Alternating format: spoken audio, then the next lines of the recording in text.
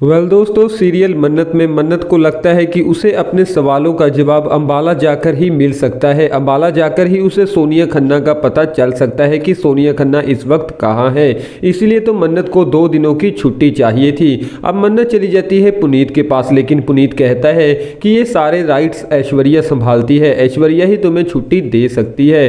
तो वहीं दूसरी तरफ विक्रांत जैसे ही अमन का नाम सुनता है तो वो पूरी तरह से बेकाबू हो जाता है और अपने हाथ में ही गिलास तोड़ लेता है, जिस कारण विक्रांत को थोड़ी चोट भी आ जाती है। विक्रांत के मम्मी डैडी ये सुनकर काफ़ी ज़्यादा डर जाते हैं कि कहीं विक्रांत को उसके पास्ट का सच याद ना आ जाए। लेकिन यहाँ पर विक्रांत के पापा अपनी बात से कहते हैं कि विक्रांत को कभी अपने अतीत के बारे में पता नहीं चलेगा कि अमन कौन है।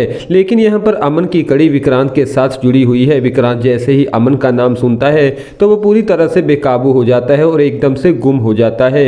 अब यहाँ पर जैसे ही मन्नत ऐश्वर्या से छुट्टी की बात करती है तो ऐश्वर्या कहती है कि मैं तुम्हें छुट्टी नहीं दे सकती। लेकिन यहाँ पर मन्नत कहती है कि मेरी छुट्टी बहुत ज़रूरी है, क्योंकि मुझे अपनी माँ के लिए सोनिया खन्ना को ढूंढना होगा। सोनिया खन्ना ही मेरी माँ को बचा सकती है।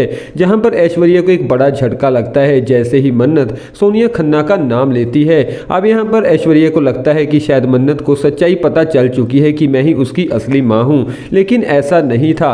जैसे ही मन्नत वहाँ से चली जाती है तो ऐश्वर्या को लगता है कि उसे भी अंबाला के लिए निकलना चाहिए। लेकिन यहाँ पर विक्रांत मन्नत के साथ जाने वाला है, जहाँ पर विक्रांत मन्नत से कहता है कि हम दोनों अंबाला चलेंगे और तुम्हारी प्रॉब्लम का सलूशन ढूंढ कर लेकर आएंगे।